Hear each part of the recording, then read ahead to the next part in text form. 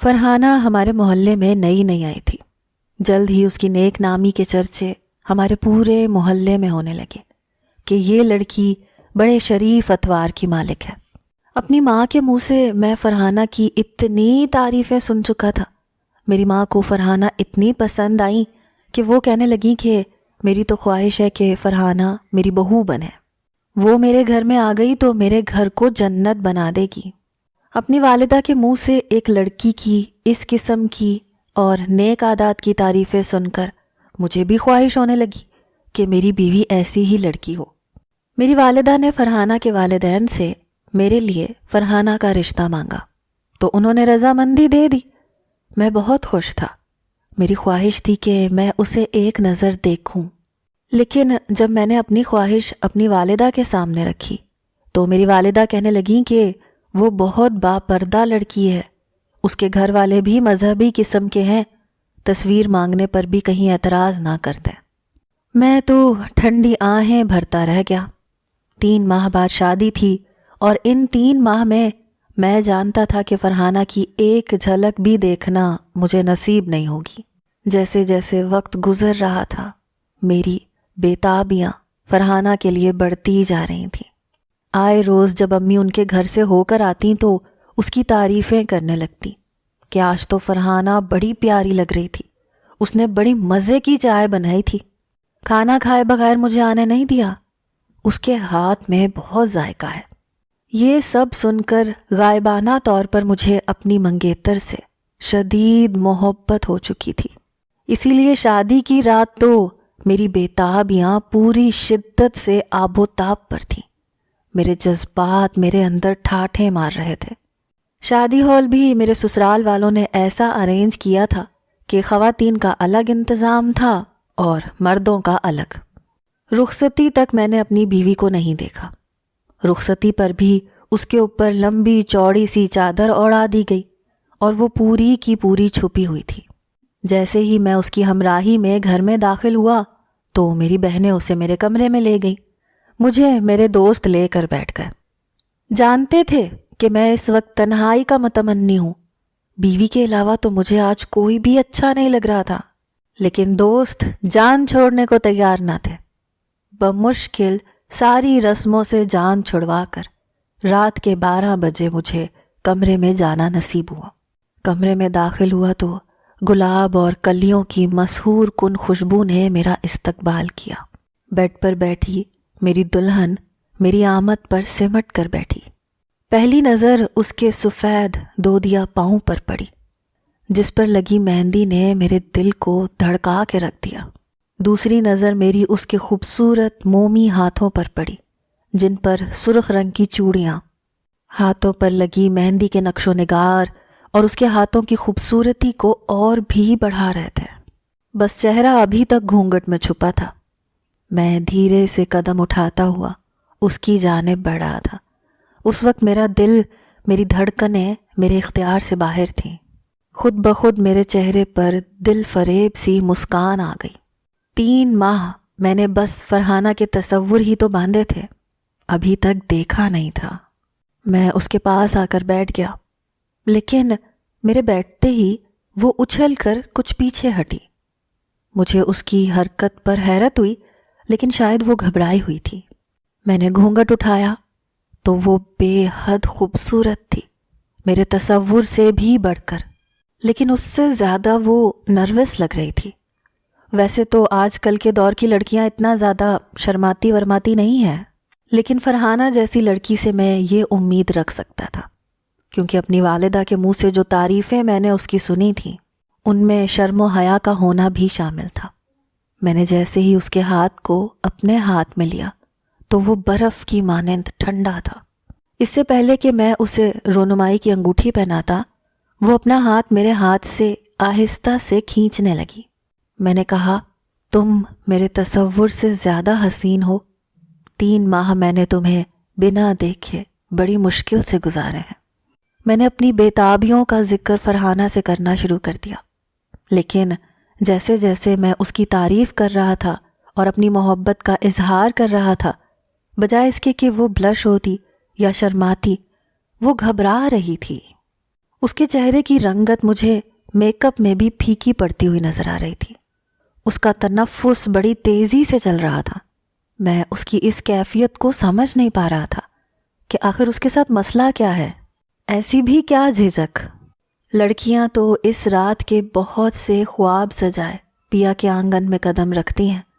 میری خواہش تھی اپنی بیوی کا زیور میں اپنے ہاتھوں سے اتارتا، ساتھ ساتھ اس کی تعریف بھی کرتا جاتا، لیکن جیسے ہی میں نے اس کے ماتھے پر لگے جھومر کی طرف ہاتھ بڑھایا تو اس نے فوراً سے میرا ہاتھ جھٹک دیا، کہنے لگی میں خود اتار لوں گی۔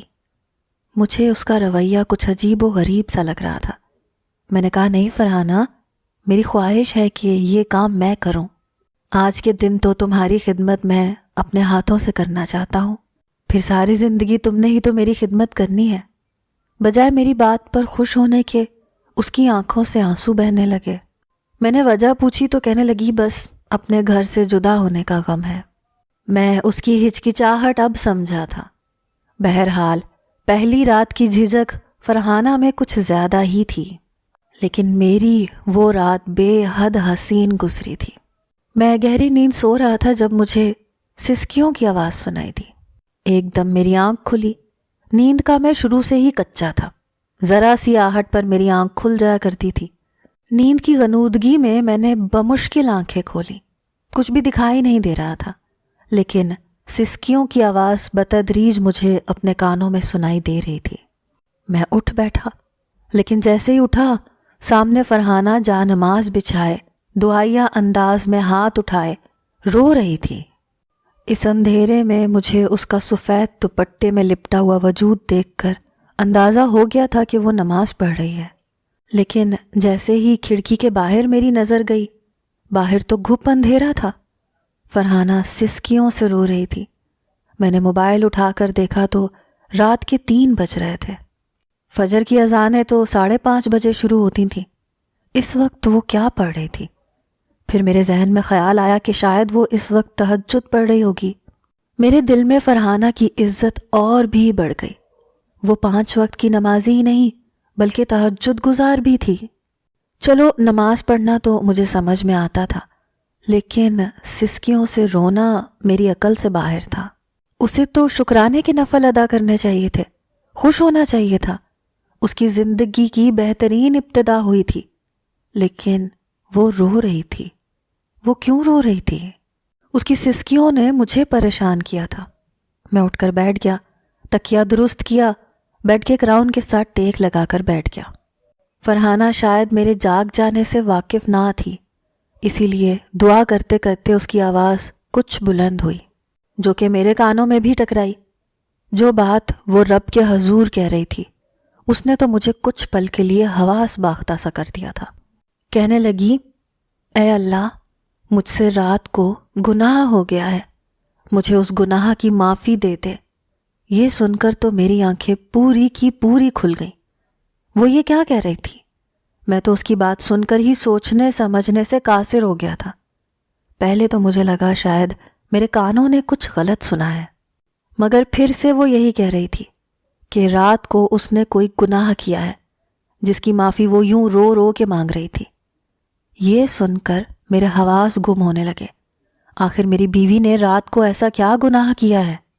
گناہ کا خوف تو اسے اس وقت ہونا چاہیے تھا اگر وہ مجھے حق زوجیت ادا کرنے دیتی۔ پھر گناہ؟ مجھے لگا جیسے میرا دماغ سائیں سائیں کرنے لگا ہو۔ میرا دماغ کام کرنا بند ہو گیا تھا۔ میں سمجھ نہیں پا رہا تھا کہ وہ یہ بات کیوں کہہ رہی ہے۔ کیا اس کی شادی اس کی رضامندی سے نہیں ہوئی، اس لیے اسے یہ سب گناہ لگ رہا ہے؟ ایک کے بعد ایک وسوسہ میری جان نکالے ہوئے تھا۔ کچھ ہی دیر بعد فرحانہ کی سسکیاں بند ہوئیں۔ اس نے اپنے آنسو پونچھے، جائے نماز طے کر کے ایک طرف رکھ دیا، لیکن جیسے ہی پلٹ کر مجھے دیکھا تو اس کے چہرے کی رنگت پھیکی پڑ گئی۔ مجھے جاگتا دیکھ کر اور اپنی جانب متوجہ دیکھ کر وہ گھبرائی تھی۔ جھجک کر مجھ سے کہنے لگی، آپ اتنی جلدی کیوں اٹھ گئے؟ میں نے کہا، ادھر آؤ، میرے پاس آ کر بیٹھو۔ میں اس وقت سنجیدہ تھا۔ دھیرے دھیرے وہ چلتی ہوئی میرے قریب آ گئی، بیڈ پر فاصلہ رکھ کر بیٹھ گئی۔ میں نے کہا، کیا بات ہے فرحانہ، رو کیوں رہی تھی؟ میری بات پر اس نے نظریں چرا لیں۔ میں نے سائڈ ٹیبل کا لیمپ جلا دیا۔ اب اس کا چہرہ مجھے صاف نظر آ رہا تھا۔ میں نے کہا بتاؤ کیوں رو رہی تھیں؟ وہ کہنے لگی بس مجھے عادت ہے، میں دعا مانگتی ہوں تو ایسے ہی روتی ہوں، اس لیے آپ میری سسکیوں سے، میرے رونے سے پریشان مت ہوا کریں۔ یہ کہہ کر وہ کھڑی ہو گئی، لیکن میں نے اس کا ہاتھ پکڑ لیا۔ اس کا ہاتھ میں نے اپنی جانب زور سے کھینچا تو وہ میرے قریب ہو گئی۔ اس کا چہرہ میرے چہرے کے بالکل قریب تھا۔ میں نے اس کی آنکھوں میں دیکھ کر کہا، کیا گناہ کیا ہے تم نے؟ کس گناہ کی معافی مانگ رہی ہو؟ بتاؤ مجھے۔ میری بات پر تو جیسے اس کی جان نکل گئی۔ میرا لہجہ اس وقت سخت تھا، میری آنکھوں میں غصہ اود آیا تھا۔ جو بات میرے کانوں نے سنی ہو وہ کوئی چھوٹی بات تو نہ تھی۔ کس گناہ کی بات کر رہی تھی؟ اس نے اپنا ہاتھ میرے ہاتھ سے کھینچ کر پیچھے کیا، کہنے لگی آپ کو سننے میں کوئی غلطی ہوئی ہے، میں نے ایسا کچھ نہیں کہا۔ یہ کہہ کر اس نے تکیہ اٹھایا اور صوفے پر جا کر لیٹ گئی۔ مجھے اس کی اس حرکت سے اور بھی غصہ آنے لگا۔ میں نے کہا فرحانہ یہ کیا بدتمیزی ہے، ادھر آؤ، میرے پاس آ کر لیٹو۔ وہ کہنے لگی مجھے نیند آ رہی ہے، میں سونا چاہتی ہوں۔ لیکن میں نے کہا کہ میرا ایسا کوئی ارادہ نہیں ہے، نہ تو مجھے نیند آ رہی ہے اور نہ میں سونا چاہتا ہوں، اور نہ میں تمہیں سونے دوں گا۔ جلدی سے ادھر آؤ، میں تمہارا شوہر ہوں اور میرا حکم ماننا تم پر فرض ہے۔ وہ مجھ سے جھجک رہی تھی اور مجھے اس وقت اس کی اس ادا پر بھی پیار آ رہا تھا۔ میری یہ بات سن کر وہ میرا ارادہ سمجھ گئی تھی۔ میری بات کو سمجھتے ہی اس کے چہرے کی رنگت پھر سے پھیکی پڑنے لگی۔ بار بار وہ اپنی انگلیاں چٹک رہی تھی، جیسے سمجھ نہ پا رہی ہو کہ اسے کیا کرنا چاہیے۔ میں بیڈ سے اٹھا، تیز قدم اٹھاتا ہوا صوفے تک پہنچا، اسے بازو سے پکڑا اور اپنے ساتھ بیڈ پر لے آیا۔ جیسے ہی میں اس کے قریب ہونے لگا وہ مجھ سے کترانے لگی، لیکن مجھے کہاں پرواہ تھی۔ شادی کے شروع کے دن تھے اور ان دنوں میں تو بیوی کی سنگت بہت ہی اچھی لگتی ہے۔ مجھے لگا کہ وہ دعا میں کچھ اور کہہ رہی ہوگی، میرے ہی سننے میں غلطی ہوئی ہے۔ لیکن اگلی رات پھر یہی ہوا۔ اس رات کو بھی جیسے ہی میں نے اپنا حق وصول کیا وہ فوراً سے مجھ سے پیچھے ہٹ گئی اور جلدی سے غسل کرنے کے لیے وہ واش روم میں چلی گئی۔ یہ دیکھ کر مجھے بڑا عجیب سا لگا۔ اس کا رویہ میرے ساتھ ایسا تھا جیسے میں اس کے ساتھ زبردستی کر رہا ہوں اور وہ بے بس ہے، مجبور ہے، جیسے کہ اس رشتے میں اس کی اپنی کوئی بھی رضامندی شامل نہیں ہے۔ یہ بات ایک مرد ہوتے ہوئے مجھے کھٹکنے لگی تھی۔ ایک بار تو میں نے اس کی آنکھوں سے بہتے آنسو دیکھے تھے۔ وہ مسلسل میری قربت سے گھبرا رہی تھی، اور یہ شرمانا نہیں تھا، یہ تو کچھ اور ہی تھا۔ ایک دم میں اس سے پیچھے ہٹ گیا۔ مجھے اس پر غصہ بھی آنے لگا، کیونکہ میری محبت کا جواب ابھی تک اس نے مجھ سے محبت سے نہیں دیا تھا۔ جب بھی میں قریب آنے کی کوشش کرتا ایک اکتاہٹ اس پر سوار ہوتی تھی۔ مجھ سے کترانا، گھبرانا، خود کو مجھ سے پیچھے کرنا، سارا وقت وہ اسی میں گزار دیتی تھی۔ کبھی کبھی مجھے لگتا جیسے وہ کسی اذیت سے گزر رہی ہے۔ کیا میرا رشتہ اس کے لیے اذیت تھا؟ اگر تھا تو کیوں؟ ایک مرد سب کچھ برداشت کر سکتا ہے، لیکن اپنی بیوی کا ایسا رویہ ہرگز نہیں۔ میں فوراً سے بیڈ سے اٹھ کر صوفے پر جا کر لیٹ گیا۔ مجھے محبت کے بدلے فرحانہ سے محبت چاہیے تھی، نہ کہ اکتاہٹ۔ پوری رات مجھے نیند نہیں آئی۔ میں یہی سوچتا رہا کہ آخر فرحانہ کے ساتھ مسئلہ کیا ہے۔ پورا ایک ہفتہ میں دوبارہ فرحانہ کے پاس نہیں آیا، اور اس نے مجھے ایک بار بھی منانے کی کوشش نہیں کی۔ ہر روز وہ رات کو روتی رہتی، نہ جانے کس گناہ کی معافی مانگتی رہتی۔ اب تو میری برداشت جیسے جواب دینے لگی تھی۔ ایک بار وہ جائے نماز پر رو رہی تھی، میں اس کے پاس اٹھ کر جائے نماز پر آ گیا۔ میں نے سوچا کہ اس وقت وہ وضو کی حالت میں ہے، وہ جائے نماز پر ہے، اس لیے مجھ سے جھوٹ نہیں بولے گی، کیونکہ جب بھی میں اس کے رونے کی وجہ پوچھتا تو وہ ٹال جاتی تھی۔ میں نے کہا مجھے بتاؤ تم کس چیز کی توبہ مانگتی ہو؟ جب بھی میں تم سے پوچھتا ہوں تم بات کو ٹال جاتی ہو، لیکن آج تم جائے نماز پر بیٹھی ہو۔ مجھے سچ سچ بتاؤ کیوں روتی ہو تم؟ وہ کہنے لگی میں نے زنا کیا ہے۔ یہ سن کر مجھے فرحانہ پر جتنا بھی غصہ آتا کم تھا۔ میں نے کہا کس سے زنا کیا ہے؟ وہ کہنے لگی آپ سے۔ وہ اس وقت مجھے دیکھ نہیں رہی تھی، اپنے ہاتھوں کو دیکھ رہی تھی۔ لگ رہا تھا جیسے وہ کسی اور ہی ٹرانس میں تھی، بس روئے جا رہی تھی۔ پھر سامنے جائے نماز پر دیکھتے ہوئے کہنے لگی اے اللہ، میں نے اپنے شوہر سے زنا کیا ہے، میں پاک نہیں ہوں، میں ناپاک ہو چکی ہوں، اے اللہ تو مجھے پاک کر دے۔ اس کی یہ بات سن کر میں نے اسے حیرت سے دیکھا۔ مجھے لگ رہا تھا جیسے وہ اپنے ہوش و حواس میں نہیں ہے۔ جو کچھ اس نے کہا تھا میرے لیے کسی دھماکے سے کم نہیں تھا۔ کیا وہ پاگل تھی جو شوہر کے ساتھ جائز رشتہ جوڑنے کو زنا جیسے کبھی گناہ کا نام دے رہی تھی؟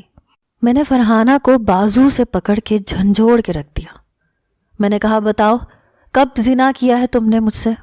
میرے اندر تو جیسے آگ سی لگ گئی، لیکن شاید وہ اپنے ویژن سے اب باہر آ گئی تھی۔ مجھے غصے میں دیکھ کر گھبرائی۔ میں نے کہا تم ہوش میں تو ہو؟ میں تمہارا شوہر ہوں، ہمارے بیچ میں قائم ہونے والا رشتہ ہر طرح سے جائز ہے، تم کیوں اسے زنا کا نام دے رہی ہو؟ میری بات سن کر وہ جائے نماز سے کھڑی ہو گئی۔ کہنے لگی آپ میرے پاس مت آیا کریں، مجھے اپنا وجود گنہگار لگتا ہے، مجھے خود سے نفرت ہونے لگتی ہے، پلیز مجھ سے دور رہا کریں۔ وہ روئے جا رہی تھی، میرے سامنے ہاتھ جوڑے وہ بڑی عجیب و غریب قسم کی باتیں کر رہی تھی۔ میں اسے وہیں چھوڑ کر کمرے سے باہر نکل گیا، لاؤنج میں جا کر بیٹھ گیا۔ میرا سر چکرانے لگا تھا کہ کیسے وہ ہمارے رشتے پر گناہ کا ٹھپا لگا سکتی تھی۔ اتنی ناسمجھ تو وہ نہیں تھی، نہ ہی کم عمر تھی، پھر یہ سب کیا تھا؟ مجھے یوں لاؤنج میں بیٹھا دیکھ کر میری والدہ جو اپنے کمرے سے تہجد کے لیے باہر نکلی تھیں مجھے دیکھ کر ٹھٹک گئیں۔ پھر کہنے لگیں تم یہاں کیا کر رہے ہو؟ میں نے کہا اپنی قسمت کو رو رہا ہوں۔ یہ سن کر میری والدہ میرے پاس بیٹھ گئیں، مجھ سے وجہ پوچھنے لگی کہ آخر مسئلہ کیا ہے۔ میں نے ساری بات امی کو بتائی۔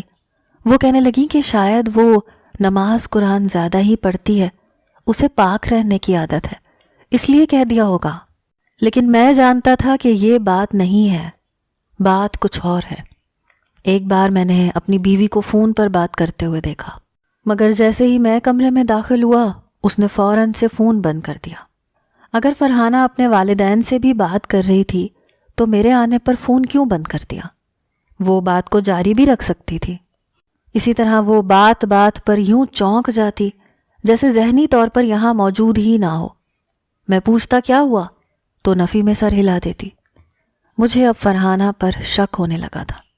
اب وہ آئے روز میکے جانے لگی، جب میکے سے واپس آتی تو آنکھیں رو رو کے سوجی ہوئی ہوتی، اور وجہ وہ مجھے بتاتی نہیں تھی۔ ایک بار میں نے فرحانہ کو ایک لڑکے کے ساتھ دیکھا۔ میں کسی دوست سے ملنے ہوٹل میں گیا تھا جہاں میں نے فرحانہ کو ایک لڑکے کے ساتھ ایک کمرے میں جاتے ہوئے دیکھا۔ یہ دیکھ کر میں سانس لینا بھول گیا۔ میری بیوی کسی غیر کے ساتھ کیسے کسی کمرے میں جا سکتی ہے؟